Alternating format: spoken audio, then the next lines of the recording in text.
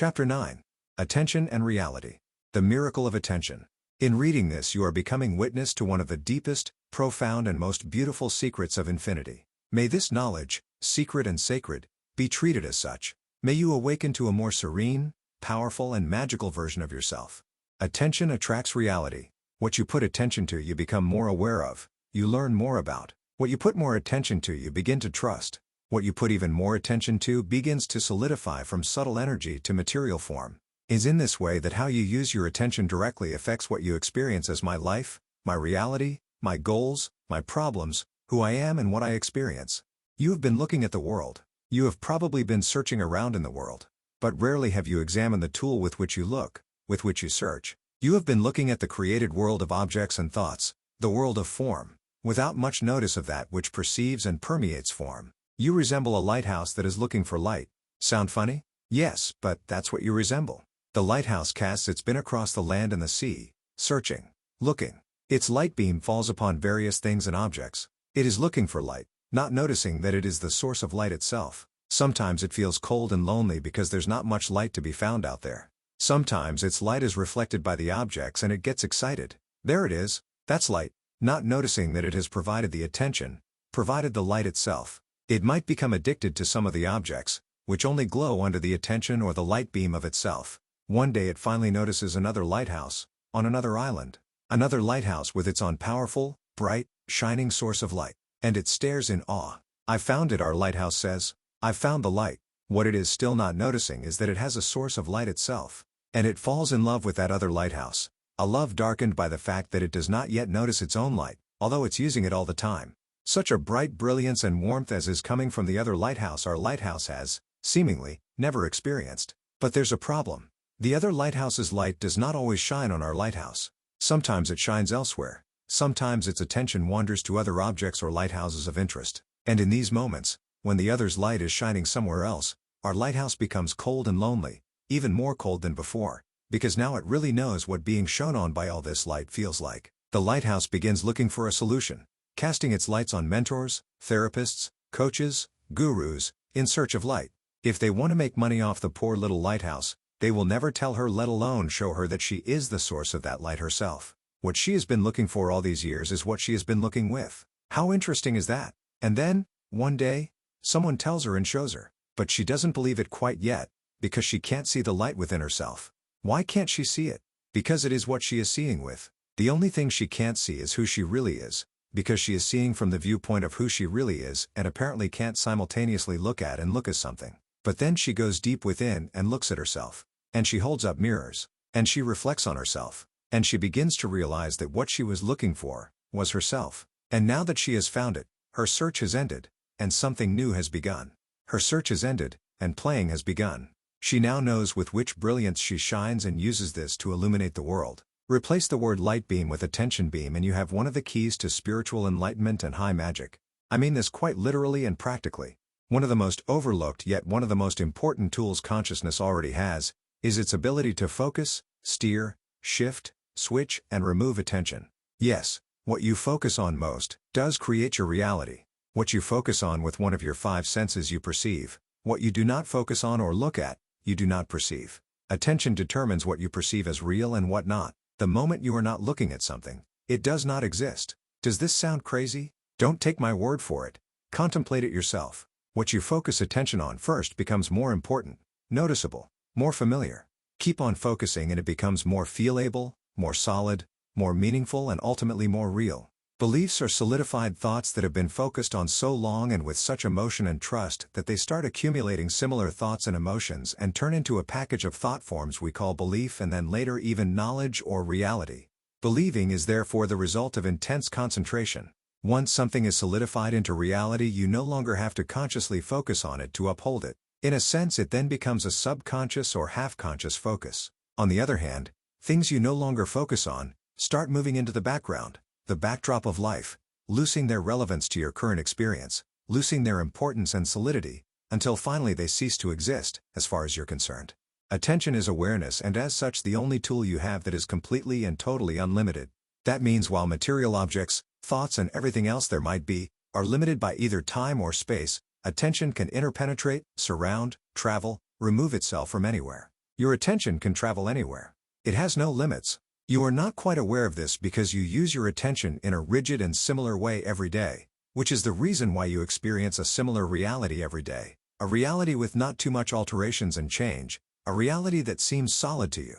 Attention is also what you've wanted from others since you were a child, and you went to great effort in order to get it. Attention from others is what you become dependent on or start demanding when you are unable to generate attention yourself or give attention to yourself. Having a problem simply means having your attention fixed on something and being unable to release the fixation of attention. Energy, real measurable energy as in electricity or magnetism, and emotion go where attention goes. Attention, you can make it travel anywhere, but you can also use it to find out anything about anything and anyone. Simply by placing your attention on something, you find out things about the object of attention that you did not notice before, were not aware of before. Attention allows you to learn everything you want. The attention of most people is not yet predominantly determined or steered by themselves, but by the outside world, controlled by others, reacting to impulses, advertisement, pressure, authority, media, schools, circumstances, indoctrination, hypnotic manipulation, and pulled left and right by one's own cravings and resistances. While applying attention exercises, you regain some of your self-determination and freedom. Rather than being the ball that's being played, you become the player. Since reality creation is basically a question of where you put your attention, what you invest attention to, training your choice and your attention is one of the most essential things you can do.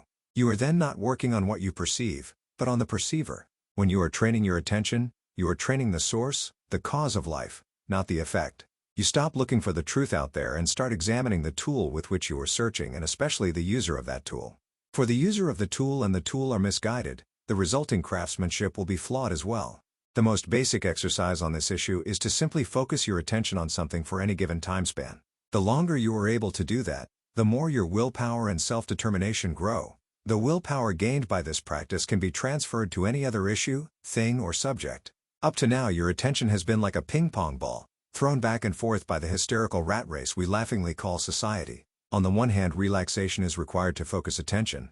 On the other hand, focus of attention leads to relaxation. Most Eastern and Western meditation techniques are actually based on focusing attention in one way or the other. If you strip all of them from their ritualism, guruism, self-importance and dogma, what actually remains of these spiritual techniques are simply various methods to focus attention.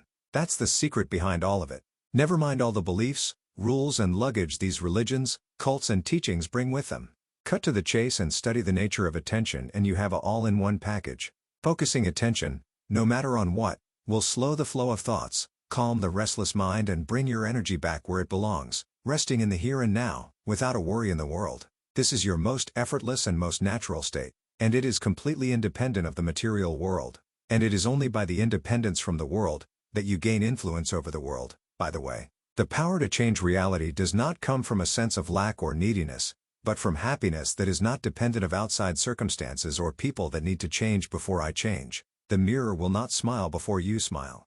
The second basic way to use attention is by defocusing, by intentionally not focusing on anything specific. This is putting attention on neutral, on idle running, or on open loop. We will be talking about this incredibly relaxing behavior and its various uses later on. The third very basic way to consciously use attention is by focusing on something with the intention of getting into vibratory or energetic synchrony with it. You may not be totally aware of it yet, but energetically speaking, what you look at is looking at you. Sound spooky? It needn't. You live in a universe in which everything consists of energy. And it's all the same one energy, vibrating at different frequencies, at different rates or at different densities, depending on the way you want to look at it. This means that by solidifying thoughts they become more dense, they turn into physical, material, everyday reality. And one of the methods by which you can solidify thought is through attention. Are you getting this? When you put attention on something with the intention of getting into energetic synchrony with it, you start vibrating at the same rate it is vibrating. Focus on something desired only for 20 seconds, and your energy starts synchronizing with its energy. Focus on something for 60 seconds and you are vibrating at the same rate. Focus on something for 3 minutes and you are starting to attract it into your life. This is what happens when you mix attention and intention. With attention you are at the object and with intention you are in the object, you become the object. Does that mean all I have to do is stare at something, and I can have it? In a sense, yes. That's what it means. If the intention behind the focusing is not counter-intentional, so to speak, then that's all you have to do. Attention will solidify subtle, etheric energy into material, physical form. This may sound highly esoteric and incredible to some, but it is easily demonstratable. This has been kept hidden from your eyes for so long that I understand it may sound unusual. You know for a fact that when you focus on one thing, all other things retreat into the background. When you focus on a thought for a while, beginning to vibrationally resonate with it, you know what happens? You start picking up on similar thoughts and feelings, other, additional thoughts and feelings that vibrate similar to that thought you are focusing on. You start feeling that way. Most people can easily demonstrate this by thinking about sex. Focus on sexual thoughts for a moment, and notice what emotions and other thoughts are attracted by that. When you focus a bit longer, more and more feelings and thoughts accumulate on the subject. You start feeling it in your body, whether it's something you like or not. Soon not only more thoughts and feelings accumulate, but you also start attracting real-life experiences that resonate or match that focus. That's why, ultimately, you will get everything you fear and everything you love. The law of correspondence doesn't care what energy you are putting out, it will simply reflect that back. You will not experience all of that because your attention drifts back and forth, and before anything manifests all the loves and hates you put out will have neutralized each other. But the purer forms of love and happiness and the purer forms of fear and hatred will reflect back on you. For now, understand your attention as an electronic signal and what you experience as reality as the feedback from this signal you are giving off. What follows is your training program on the subject of attention. I have pointed out the importance of attention in order to give you an incentive to even do this series of exercises. But realize that doing exercises itself is a form of guiding your own attention in a self-determined manner, no matter if you are doing these exercises or any other form of practice. So therefore, if you have problems getting yourself to exercise, then that's because your self-determination, your attention is not trained, not developed. Saying I can't do these exercises because I just don't have the discipline is like saying I can't exercise my attention because I don't have the attention. How silly is that? You are doing these exercises exactly because you don't have the attention and you wish to live so much more of your potential than you have been living. But a few soothing words will make it easier for you. There really is no such thing as being lazy or being undisciplined. When it comes to things you love to do, things you associate something positive, happy or easy with, you have absolutely no problem with discipline. When you are in love with something or someone, you'll do anything anytime to spend time with that thing or person. Look at the things in life that you spend the most time on, things that come easily. These things may be beneficial to you or not, but they all have in common that you believe them to be easy or relieving or interesting or fascinating. You don't have to rev up discipline in order to do them. In all actuality, it's the same with these exercises. They are easy, they will relieve you, they are interesting and fascinating, and you will learn more about life, the universe and everything than you learned in your whole time at school. School does not teach attention, it teaches what one is supposed to put attention on. Don't force yourself to follow a rigid schedule in which you have to do these exercises. They are optional, not a must. Enjoy them. They are most appropriate when you feel like improving yourself. And please beware and understand that attention or focus does not have to mean effort or hard concentration. In school and through narrow-minded religions, some have been taught that focusing means hard concentration. Look around the room. Spot an object. Notice how it's just there. It's already there. You don't have to concentrate or work hard in order to keep it there or perceive it. You don't have to attach to it or hold on to it. All you have to do is receive. In this case, perceive is to receive. Softly. Gently. It's already there. What's the rush? What's this rigidness society has conditioned you on? Relax. Chill out. All is well and always will be. That's the difference between hard concentration and soft attention. In the former mode, these exercises will make you feel exhausted. In the soft mode, these exercises will heighten your awareness, your enthusiasm, eagerness, energy and effectiveness. The attention training. How appropriate these exercises are depends to some extent in which emotional and mental state you are in when you are using them. Some of them are not appropriate when you are feeling low, some are not appropriate when you are feeling good. Feel and determine this for yourself. Silence and serenity. The very first exercise on attention is, oddly enough, about no attention, making no effort with attention or putting attention on neutral. Neutral mode or silence mode is not only the basis of all the following exercises, it is also the basis of life. It is in silence without resistance, in the calming of body and mind that you return to your native state, your natural, effortless state.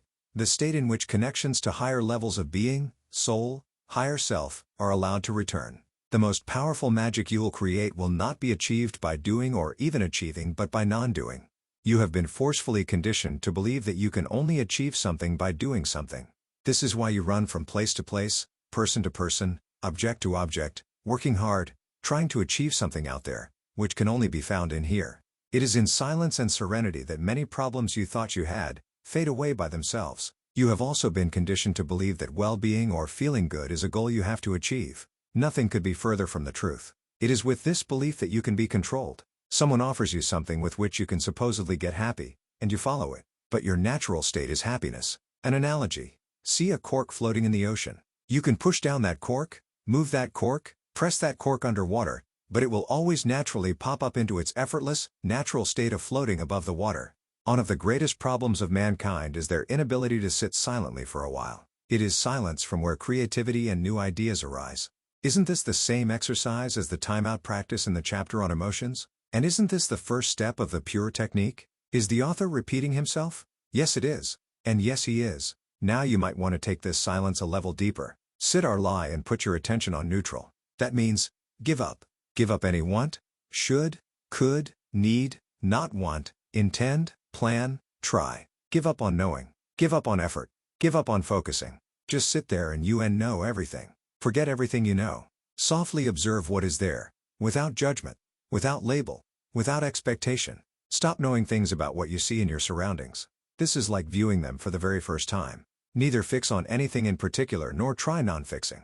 Just see what happens when nothing happens anymore. No need to think anything, but if you do think something, then allow that too. Allow everything and anything. You needn't even begin attempting to form a thought about anything. Just be. In this exercise you have experienced neutral attention. There are only 3 types of attention and 3 types of effect.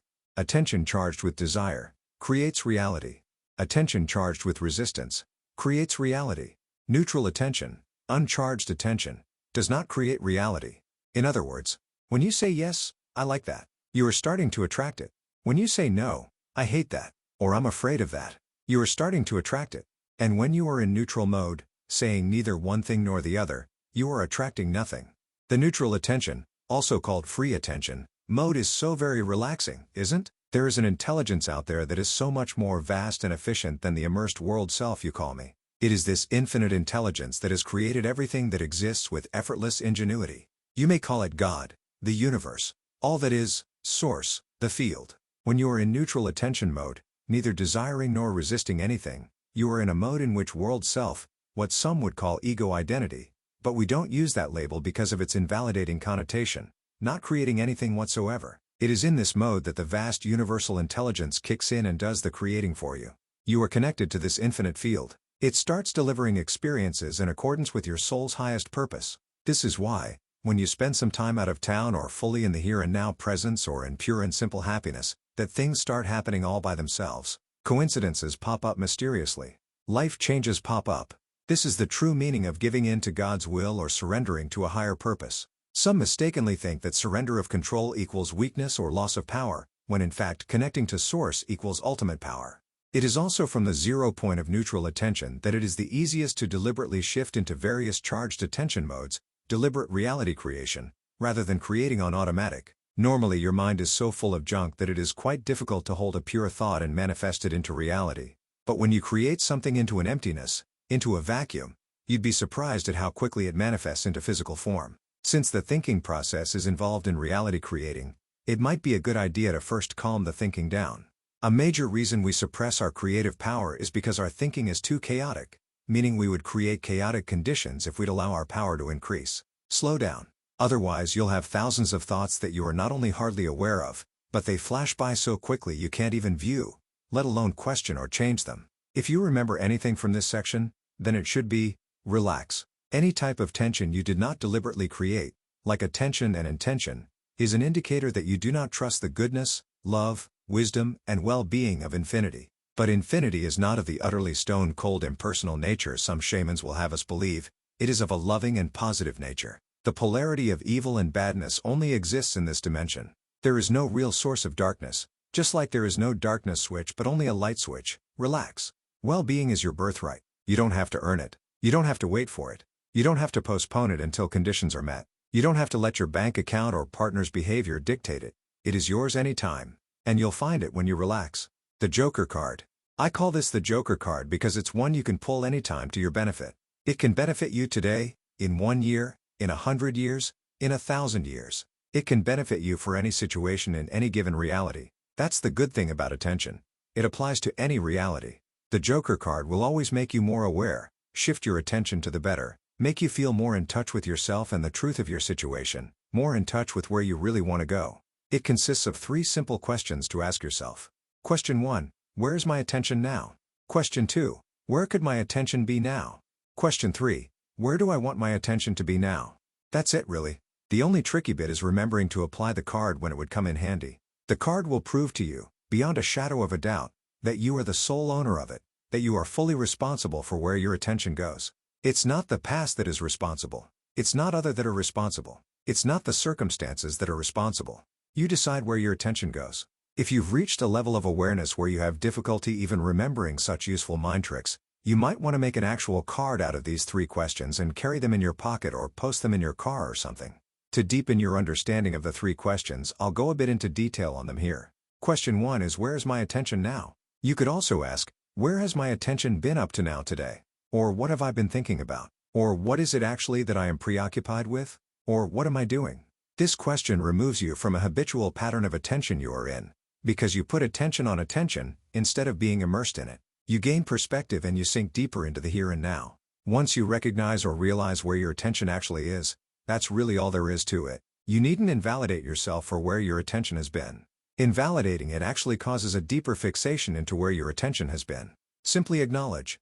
Question 2 is, where could my attention be now? You could also ask, where could my attention have been? Or where could my attention be today? But the real question is, of the dozens of options I have, no. Of the millions, no. Of the trillions of options I have, where could my attention be? Here you allow yourself to realize how habitual, rigid and fixed your attention in this society normally is, and that it could just as well be on millions of other things. Becoming aware of the infinite possibilities puts your previous focus into a new perspective. Your attention could be on other topics, other countries, other people, other events. In this step you may also allow your attention to wander to things you've rarely thought about or you normally don't consider.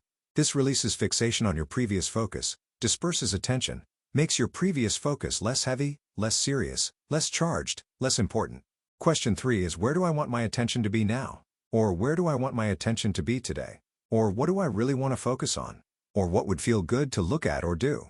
Once you are more aware of where your attention has been and then dispersing it, thus feeling a bit lighter, you actually determine and decide where you want to put your attention now. Unless what you had attention on previously is charged with heavy emotion, you will find this to be quite easy. Shift your focus to something that is good for you because it feels good to you. You know it's something better and improved when it feels lighter when you focus on it. Remember, you are not going to get any problem solved by only focusing on that. Consciousness always needs an example of what is wanted instead. Focus on what you don't want and you get more of what you don't want. If you want to solve a problem, focus on what is wanted instead. Once you give your mind a proper example, it knows what to focus on and soon feels much better. Attention on attention.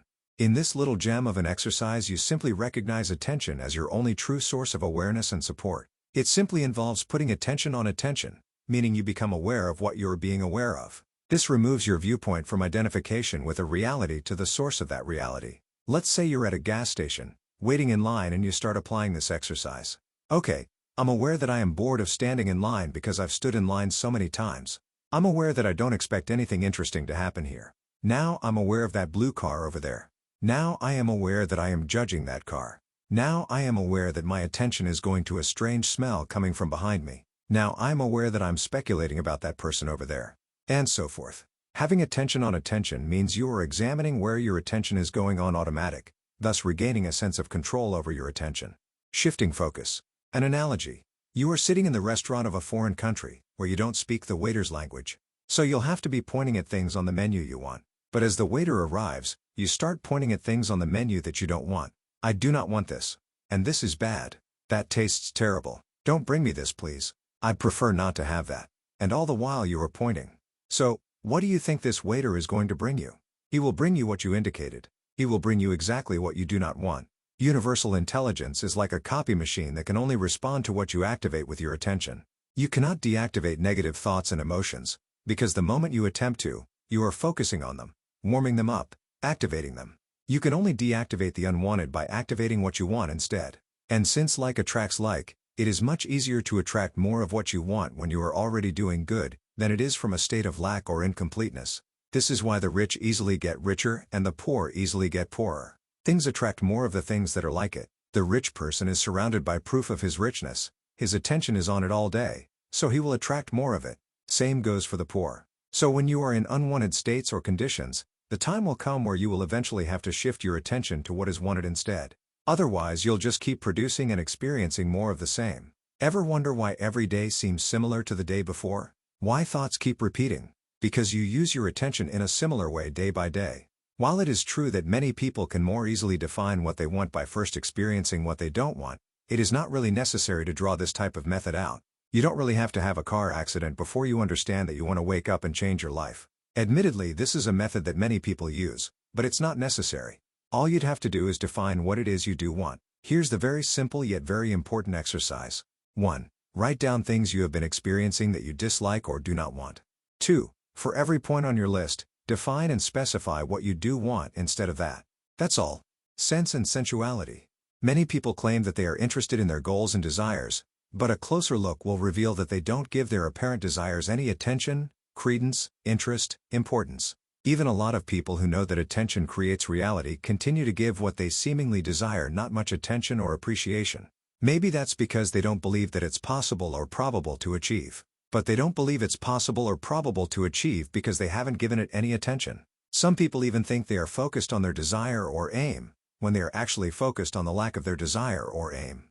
There's a very subtle but paramount difference between being focused on what you want and the lack of what you want. Noticing how it's not here yet, not enough of it, still waiting on it is being focused on the lack of what is wanted, not on what is really wanted. If you are truly focusing on your desire or goal, then you are focusing on the things you would be focusing on if your desire were already manifest. In order to truly allow a reality to magically manifest as real, you have to become this reality, melt with it, become ever more familiar with it, explore it, feel it, dive into it, beforehand, already, in the first place, before you have proof for its reality. It's you who has to make it real. Once you are so immersed in the desired reality that you feel it in your whole being, it is only a matter of time until physical reality reflects your energy state. Yes, attention creates or attracts reality, but there are many ways to focus attention, many specific ways to sensually immerse yourself in something, lose yourself in something. Some people automatically equate giving attention to looking at something with the eyes, but the eyes are not the only means through which attention flows. And focusing attention also does not only mean focusing on thoughts. There are very many ways to energize or charge a reality, intensify attention and thus become one with the object of desire. Here are a few of the precious ways to focus. Visual. By looking at, seeing, focusing with the eyes, observing, inspecting, visually perceiving. Audio. By hearing, listening, focusing with the ears. Touch. By touching, handling, caressing, physical contact with something. Emotion. By feeling, sensing, perceiving emotional energy. Memory. By remembering, recalling, going back to certain experiences. Verbal. By talking about, talking as if, word, writing. Physical surrounding. By being at the place where something is happening, by being at the location. Social contacts. By spending time with people who represent something or already experience something. In behavior. By how you behave, by acting as if, by your mannerisms and expression. Mentally. By thinking about, imagining, daydreaming, choosing thoughts. In intention. By willpower, by willing, by deciding, intending. In allowing. By surrendering to, giving in to, trusting. Bodily. By moving the body accordingly. In action. By acting on it or acting as if you were sure it has happened or will certainly happen. In pure attention. By moving attention to things that are associated with it or by filtering things out that are associated with it. When you synchronize with any reality you create it magically. But it's really not so much a kind of magic, it's simply physics. You may begin to seem like a magical person compared to others, once you applied it, because most people haven't been taught how the reality they were born into works. Give it a few more centuries and mankind will understand the physics that acknowledges how the viewing human is involved in what he is viewing. There is no such thing as a reality without someone to view that reality. Applying any one of the above means allows you to focus attention. If you really want to immerse yourself, apply all of them on the same thing. Once you immerse yourself to an extent that you become the desired reality, you do not require any proof, hesitation, doubt, yes, but, what if, when, how, where, because you represent that reality, are identified with that reality and it will be reflected in real life in time. You can only doubt something you are not completely familiar with, if there are uncertainties about that thing. But having given it enough attention, all unfamiliarity vanishes. The computer screen analogy. Start up your computer or laptop and look at the screen in front of you. This screen represents your life. Life contains various icons to choose from. These icons symbolically represent files or programs you can open by clicking on them. These icons are on your desktop, main screen, and lead to many sublevels. In our analogy, the icons represent the many options you have in any given moment, the many experiential worlds you can enter. Which file or program you open is your choice, and your choice only. You have reasons for the choices you make, but these reasons are also your choice. Now, without opening any file or program, move your mouse pointer over the icons. The mouse pointer represents your attention. It is with the mouse pointer that you choose something you want to activate. It is with your attention that you choose a reality you want to experience. Move over the icons with your pointer and feel the uncertainty. What should I open?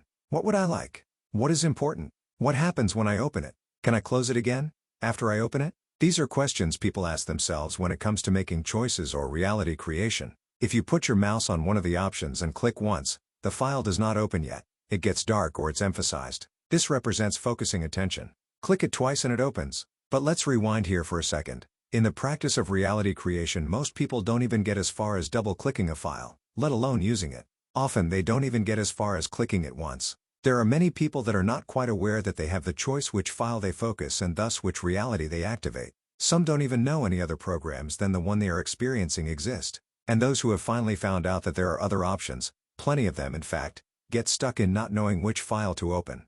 I don't know what I want, they will say. Now, to demonstrate this, move over the screen like someone who doesn't know what he wants. Go here and there without actually opening any of the files. The screen remains quite unchanged. The few people who do know what they want sometimes do not have the courage to open the file. Why so? Because it will change the screen and might open a can of boxes they don't feel prepared for, or it might disturb the other realities open. Now, choose any icon on your screen which, in this analogy, will represent what you want. Put your mouse on it, but don't click on it yet. What you just did represents knowing what you really want. Do I really want that? If I focus on that, I cannot simultaneously focus on other things. Well, I can, but it might take more effort. Will I be able to close it again after opening it? I don't know. Maybe I'll open something easier. Some game program, maybe solitaire, to distract myself. I'll open something I already know, have already done thousands of times, because that's where I feel safe, that's where I feel at home. So I move the pointer away from what I wanted, back to some distraction program. Sound familiar? Most people would rather open something known but boring than something desired but unknown. Unless they know the following for a fact: there is nothing to fear and you can close any of the files anytime, just like you open them. What you can open, you can also close. And what you can close, you can reopen again. In infinity, nothing ever gets lost. You needn't attach to anything, because you can pick anything back up again. And you get involved in anything, because you can let go of it any time again. Do you get the spirit of that? Then there's the case of the person who is so much against a certain program that he keeps clicking on it. Get an icon that symbolically represents something you hate or resist. Being against it will cause you to constantly double-click it, in your anger. You don't even want to go there. You don't even want to keep warming it up, but you keep double-clicking it like made, until dozens of it are open on your screen. To get a feeling of this, click on that icon you dislike like crazy a few times. Damn you! Click, click. It opens. Click on it some more, but nothing improves. Things get worse. You might even be clicking so often and frantically that your entire screen freezes up and you're unable to do anything. Now, relax and click it away again. In front of you, the silent screen of options. There's another case of the person whose attention is so restless, impatient and tense, that he haphazardly and randomly opens all kinds of icons. Demonstrate that for a second, open a dozen or so files quickly so that they pile up on each other and it even comes to delays in your computer. Get impatient about the hourglass icon. What you have now is chaos, overwhelmment, overload. You will not be able to get involved in any of the programs. This might seem silly to you, but this is exactly what many people behave like towards life. They click on too many options, or they don't click at all, or they have others click for them, or they click on the undesired. Reality creation teaches none of this. It teaches the following. Look at the screen before you in a relaxed manner. Look at the options you have, at the cards you've been dealt. Choose what you like, what seems interesting or joyful to you. Gently put your mouse pointer on it. This represents deciding or choosing. Click it once. This represents putting attention on it. Double-click it to open it. This represents intensifying attention on it. Start working with the program. This represents focusing in such a way that you start interacting with it, feeling it, using it, getting to know it, experiencing it. This is how you make it come true. It takes one to know one. You can only experience what you are the vibration of. Now, something interesting. The most important part of this whole process is not the screen, not the files, and not even the attention. Turn your view to yourself. You. Your identity. The person applying attention.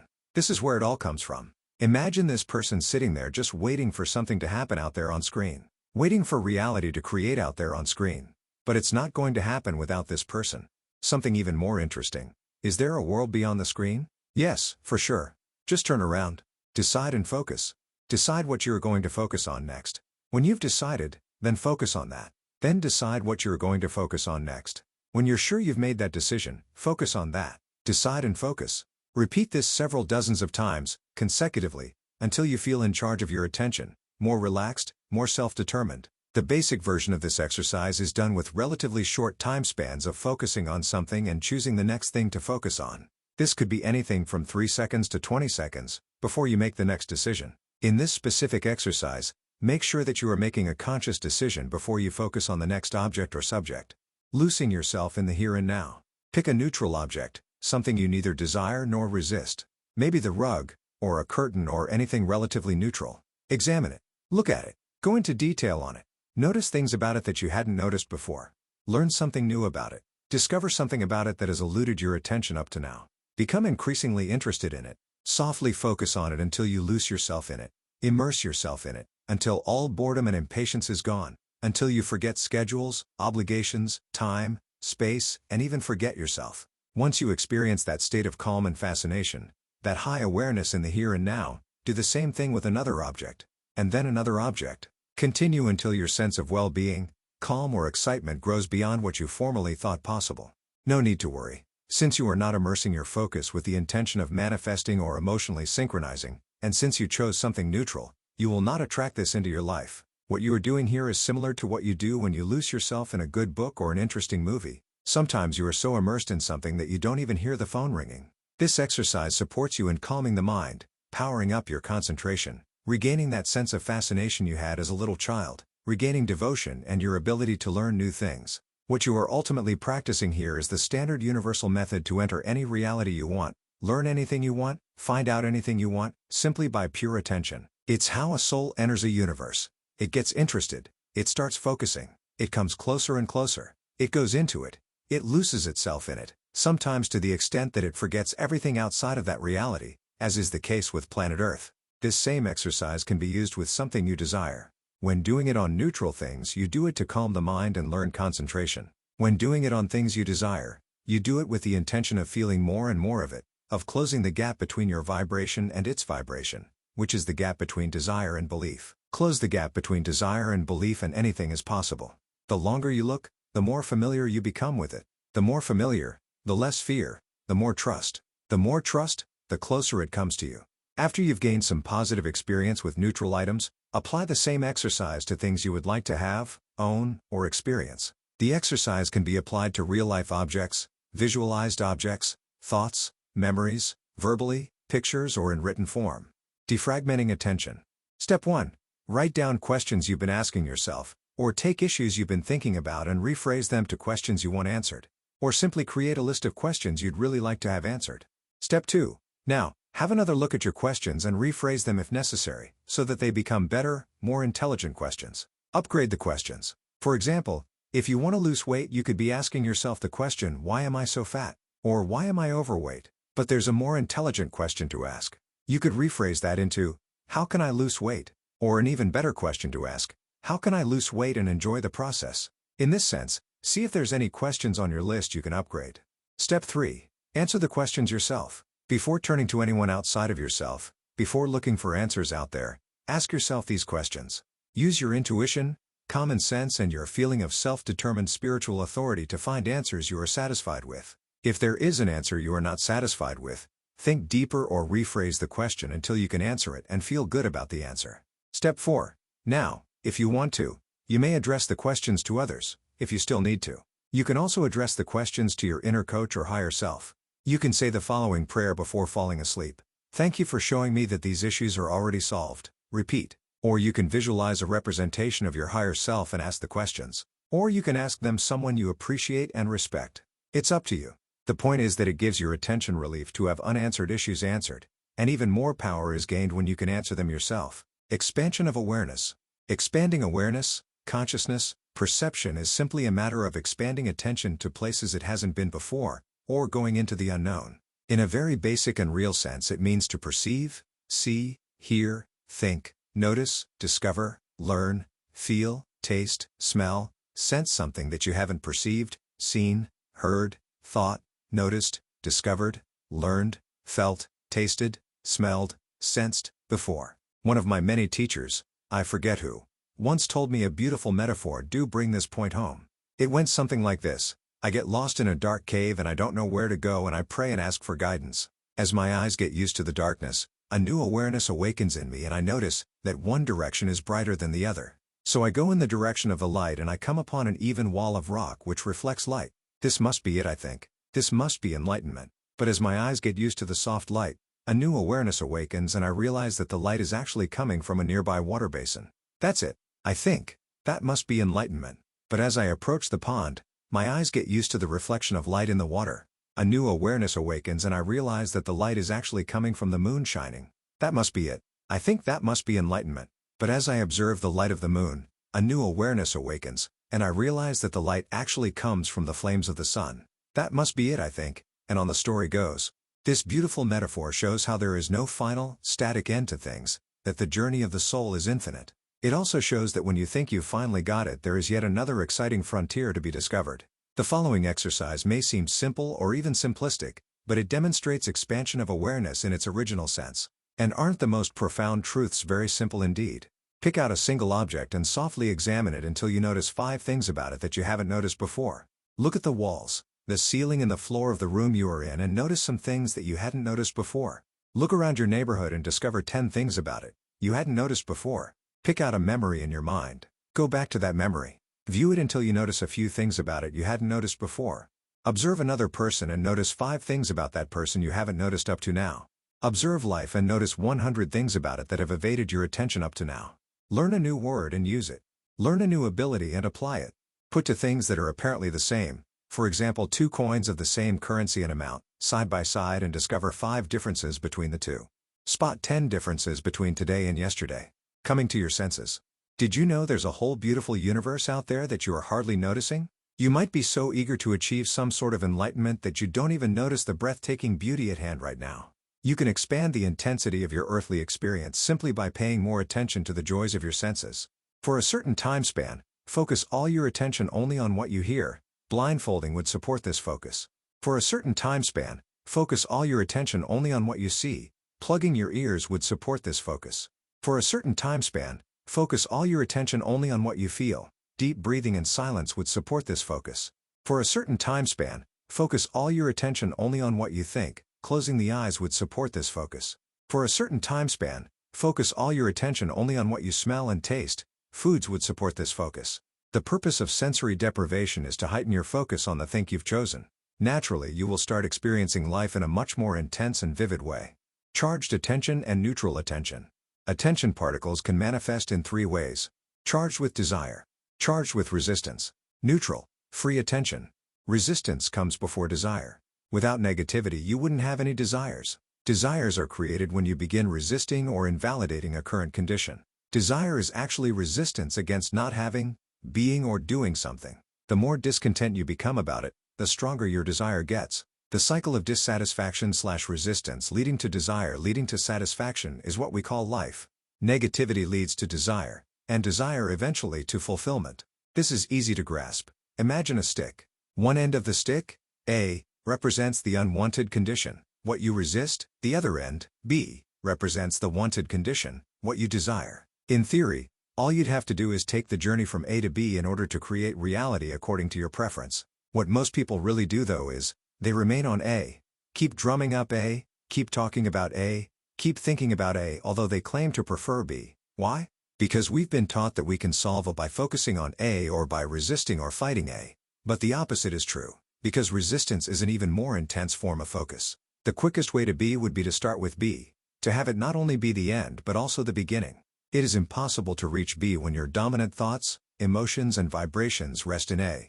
Negatively charged attention means you cannot get your attention off something, keep thinking about it, keep fearing it, keep getting angry or sad about it, or keep experiencing something as reality. This type of attention is created by resistance, denial, pushing away or strongly saying no to something.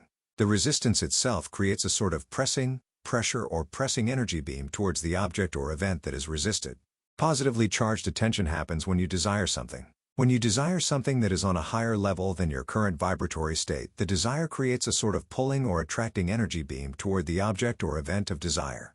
No matter if your attention particles are positively or negatively charged, they are still densifying a reality, albeit in two different ways. Attention charged with resistance tend to push each other away, thus creating a pressing beam between you and what is perceived. This is why you feel what you resist as pressure. Attention charged with desire tend to attract each other and create an attractor beam between you and what is perceived. That's why you feel a pulling sensation when you desire something. Something that you desire and resist, feel ambivalent about, will create the most unpleasant of sensations, a pushing and pulling beam. Everything you desire and everything you resist will eventually come into your real-life experience, unless the positive and negative attention particles neutralize each other before that. Pressing beams, negatively charged attention, make the energy beam between you and the resisted object longer and press against the object. Take any object and start feeling strong resistance against it. You will notice how your body subtly sways backward. Attracting beams, positively charged attention, make the energy beam between you and the desired object shorter. Attract the perceived object. Take any object and start feeling strong desire for it. You will notice how your body subtly sways forward. Exaggerated pressing and attracting beams will lead to loss of self-control. Stand in front of a wall and project a pressing beam, resistance, towards it. You will notice yourself moving backwards. If the pressing beam intensifies or gets longer, either the wall or you will have to move. In martial arts you can apply this knowledge to overwhelm others.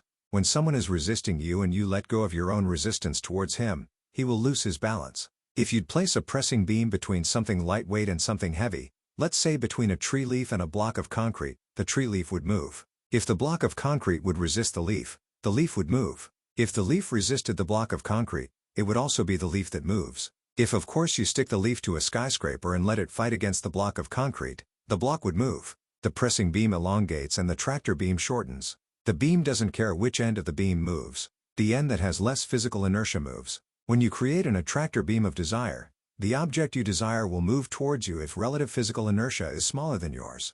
If you are smaller, you will have to move towards the object. Again, this boils down to the following.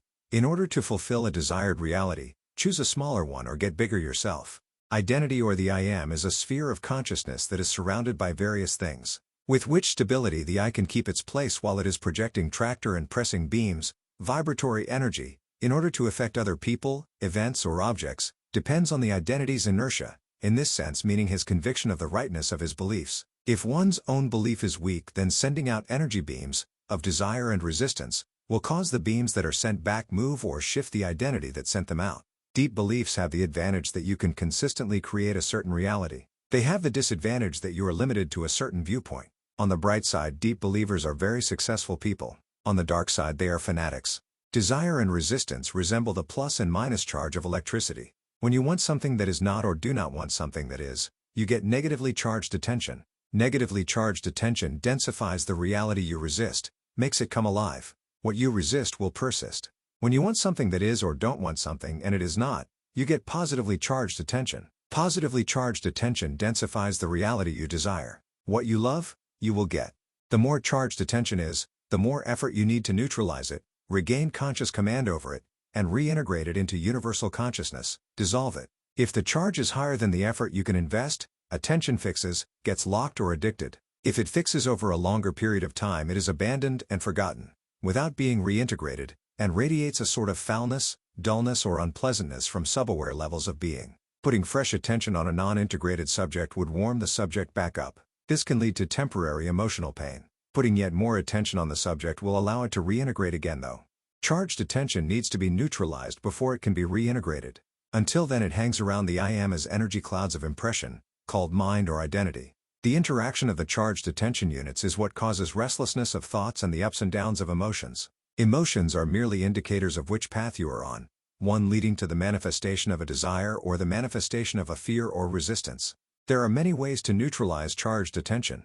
One of them is to simply retreat to a place where there is nothing that can recharge your attention. If this type of isolationism is not for you, meditation, self-examination and the attention exercises that follow will help you neutralize the charged attention you've been a reactive victim of. Suffice it to say that creation is a path into the world and to creation, Neutral attention, a path back to source.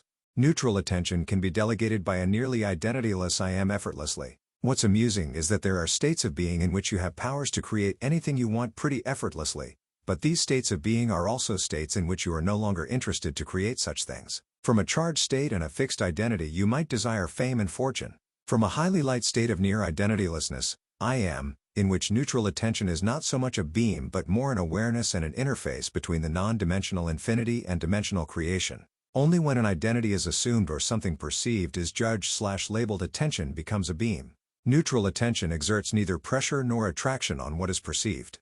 No label is added to what is perceived. No or nearly no reaction takes place. The information perceived by this silent witness is transferred to universal intelligence immediately. The observer in a state of neutral attention is neither attracted nor repelled by anything but solely directed by the will of the I am. The more neutral attention one has, the easier it is to create and act deliberately. Exercise. Neutralizing attention. Both negatively and positively charged attention can cause troubles. Positively charged attention becoming a limitation happens when you desire something that is on a higher level than you are willing to receive, a higher level than your own vibratory level. This creates a longing, craving, desperately wanting or needing, and thus a desire that remains unfulfilled. One way of neutralizing this issue has already been discussed in aligning desire and belief, scaling and releasing fixed attention. The opposites technique. Another way to neutralize attention is with the following, very advanced technique. Take a piece of paper and draw a line, horizontal line or scale that goes from -10 to +10. The 0 in the middle is the point of neutral attention. The minus numbers are points of resistance and fear, increasing up to 10. The plus numbers are points of desire, increasing up to outright craving at number 10.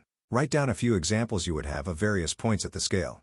For example, on -1 you might have writing tax statements, if that's something you don't particularly enjoy. If you're afraid of spiders, you might have that on -5. If you're absolutely terrified of heights, that might be on -8. If you hate certain people you may place them on -4. Your favorite meal might be on +1. An attractive person of the preferred sex may be on +4. Being rich might be on +6. Your addiction to chocolate may be on +7, and so on.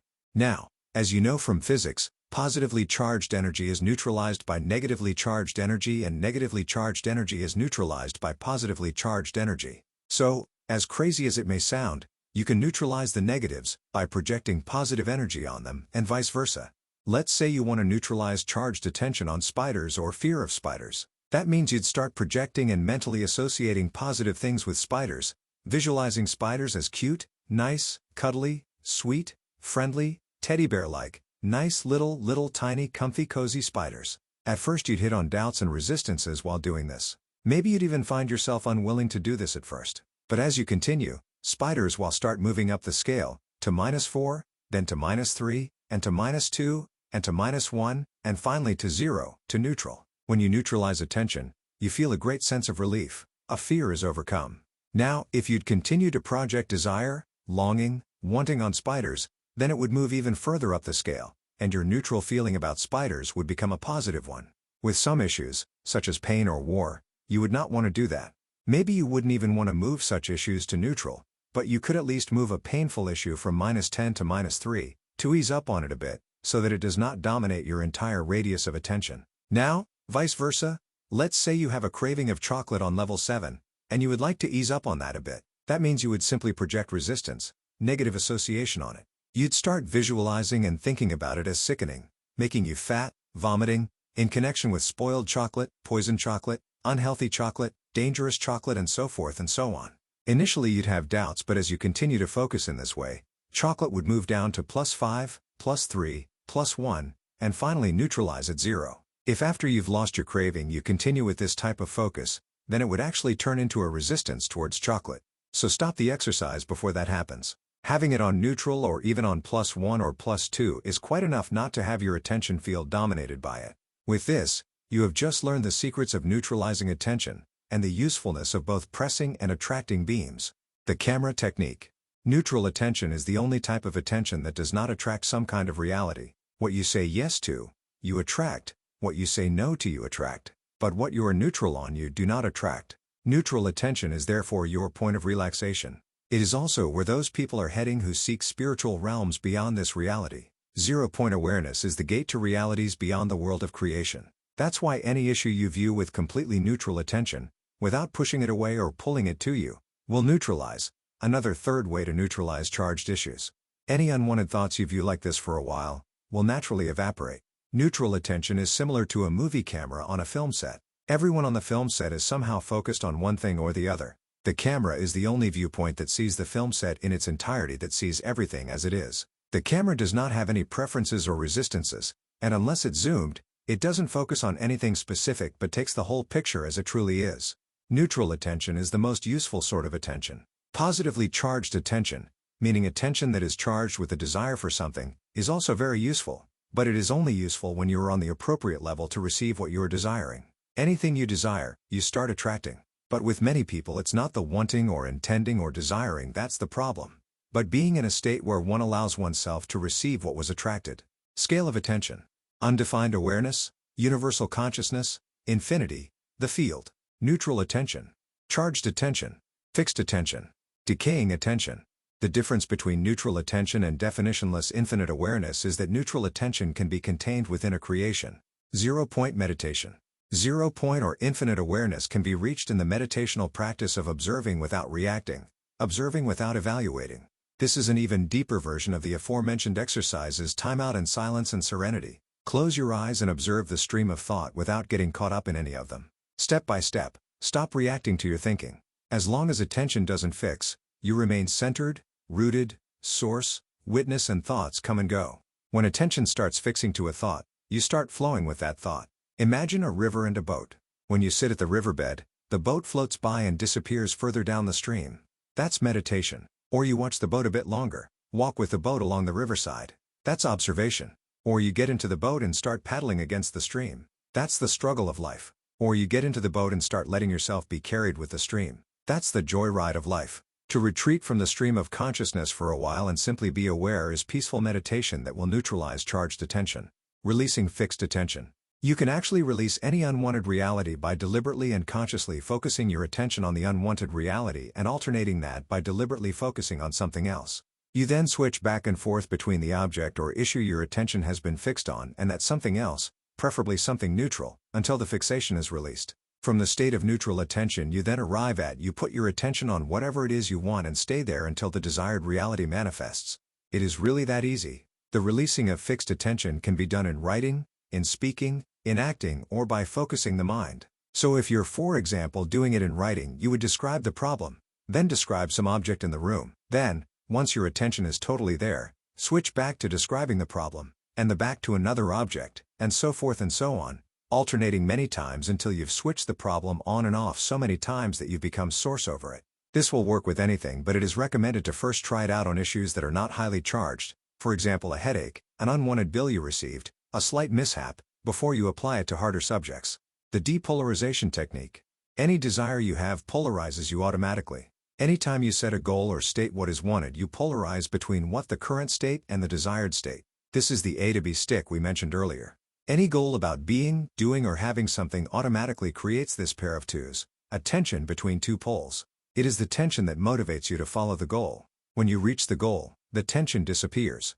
Both poles disappear into emptiness. Duplicating the goal makes the whole construct disappear. Polarities merge and are replaced with relief. The structure of any goal or desire is a triad of current state, desired state, and the tension between them. So for example, having the goal "I want a career change" automatically creates the other two objects. I am unhappy with my current job, and the tension between the two. Here are 3 types of methods that will make the triad disappear. 1. To reach the goal, fulfill the desired reality. 2. To reach/manifest the desired reality in your imagination. 3. To cancel the desired reality. Most people are already familiar with the first method, which they use on a daily basis. The second method involves duplicating the desired result in your imagination, as if you were already experiencing it in reality. If you duplicate it properly, the goal's construct will fall apart. Consciousness does not differentiate between real and imagined and feels the same relief whether the goal was achieved in physical or imagined reality. Method 3 also most people are familiar with. It simply means canceling the desire or goal, deciding it is no longer your desire, without labeling this as a loss or using it as a cause for self-invalidation. These are 3 viable paths to release tension energy or neutralize attention. Sexual energy offers a good analogy to this. Desire, sex. Current state, no sex. Feeling, sexual tension. Method 1. To have sex with someone in physical reality. Method 2. Do have sex with someone in imagination, masturbation. Method 3. Give up desiring sex, diverting attention elsewhere. All three methods lead to the tension of polarity to fall apart. In other words, if there is too much exhaustion and unhappiness in your life, use one of these three paths to relieve yourself. Reach the goal or give it up without regret. Either get into the state of having reached the goal, or reach it or give it up. Spending too much time in the field of tension in between may cost too much energy. What happens to all the desires and goals that have not been handled by one of these three methods that were neither achieved, nor experienced, nor given up? Nothing. They are still within you and need energy, attention, to be sustained. It takes a lot of energy to have a desire you don't believe in. And if you are not able to reach it, mentally or in physical reality, then stop acting like you are trying. Or simply experience fulfillment mentally and emotionally. If you do that and experience the relief inwardly, physical reality will respond to that emotional vibration of fulfillment by reflecting new events. Any desire that has not been handled binds attention, decreases your ability to handle life, decreases your self-worth and can exhaust you. In this exercise you will learn depolarization and handling unfinished cycles of creation. An unfinished cycle of creation is a goal you have set that hasn't fulfilled yet, which you'd still like to fulfill. It is not a goal that you have willingly cancelled. These unfinished cycles of creation are still hanging around your energy field, pulling attention. By procrastinating and constantly postponing things and decisions, these fields of tension do not disappear. They stack up on each other until they start feeling like a burden. If you wish to experience less burden and tension, finish the unfinished. Define a limited amount of goals or more realistic goals, those you really believe you can reach, or change yourself to an extent that you are up to speed with your goals. Only when you get bored by all the peace and emptiness, you may start going for higher challenges again. 1. List things your attention has been on recently. List things that are unfinished. List things you keep postponing. List things you are unable to begin. List things you feel unable to stop doing. List things you have been resisting. 2. Rate each item on your list for importance. Assign 1 for very unimportant and 5 for very important or any number in between. 3. Rate each item for its current state. Assign 1 for unfinished and 5 for taken care of or ideal state or any number in between. 4. Mark all the items that are on the one hand important and on the other hand unfinished. These number combinations would be 5 to 1, 5 to 2, 4 to 1, 4 to 2. These are your priority items that take the most attention energy. 5. Cross out all items that are so unimportant or finished that they no longer require your attention. Cancel them. 6. Review your new list. Choose the easiest item you could do, and do it immediately. Right now. Without procrastination. Do not continue reading before it is done. 7. Later on, take the next easiest or more uncharged item and take care of it immediately. Do this for the rest of your list. After you are done with your list and have regained free attention and energy, make a new list. List desires you have. Some items from the last list may reappear. Decide for each desire if you are going to A. Reach it, B. Fulfill it in your imagination, or C. Cancel it. And proceed in the way you've just defined. You will start experiencing more energy than ever before. Attention and manipulation. An understanding of the nature of attention can be and has been used on a fairly regular basis for the manipulation of people, mass consciousness and perception of reality. In a wider sense, any type of deliberate use of attention is a sort of manipulation, but what we are talking about here is using attention as a weapon against people. A few specific techniques are used by politicians, media, and advertisement. This section does not imply that you are a victim of such institutions. If you do not resonate with a certain reality, if you do not hold fear in you, or if you are aware of these techniques, you cannot be manipulated by others. Furthermore, this section does not invite you to use manipulative practices towards others, as what you give to the world is what you get back. Here are only a few. Diverting attention. In order to cover something up, someone's attention is diverted to something else. An example: in order to cover up a big lie towards someone, I offer or admit to a lesser lie. Attention is focused on the lesser lie, thus away from the bigger lie. Another example: a politician wants to divert attention from problems within his country or something bad he did and creates problems, an enemy, a disaster, in another country. If you want to find out how easy it is to lead people's attention, stop on any street in the city and look upwards, into the sky for a while. You will notice how others begin looking upwards too. Problem reaction solution. Someone who wants to sell something or have others believe something, creates the problem, then has others react, then offers the solution. This technique has the problem and solution coming from the same source without people being aware of it. Examples: a religious cult wanting to recruit followers do tests with peoples that reveal, create, all their problems. Then they offer the solution. Another example: you go to visit a dentist. Because the dentist needs more money, he exaggerates the services you will require from him. Yet another example. Some government stages a terrorist attack on itself, blaming others, to justify attacking another country. And another example. An anti-computer virus company creating computer viruses to increase business. Mystery creator. Someone creates mystery in order to attract attention. Mystery hooks attention. If something is presented with a few interesting and known points but many unknowns, attention is often sucked into the subject, sometimes causing many hours, days, or even a lifetime of preoccupation. Example, someone makes only a few remarks concerning a subject while intentionally withholding the rest, in order to get someone interested. Then information is only revealed piece by piece to keep the person on the hook. Give and withdraw. Attention is first given to someone, and then withdrawn. This is another way to fix someone's attention. Example, a man gives a woman more love, attention, care and touch than she has received in years. She had been thirsting for it, now it is given. Once she becomes addicted to the attention, he withdraws it, making her run after him.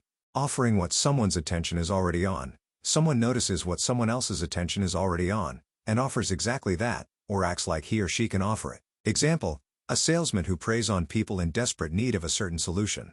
A flirter who notices what the desired person is interested in, and acts as if he or she were interested in that too. Television BPM. BPM is my term for beliefs per minute. Watch any random TV show and you will notice the show offering dozens, sometimes hundreds of beliefs per minute, most of which you don't even want to have. It is only your agreement and consent by which such beliefs become your own or are reinforced. One method to implant beliefs into you is by getting your attention enthralled and fascinated or getting you emotionally charged, by picture, music, color, stimulation, and then offering certain concepts and beliefs.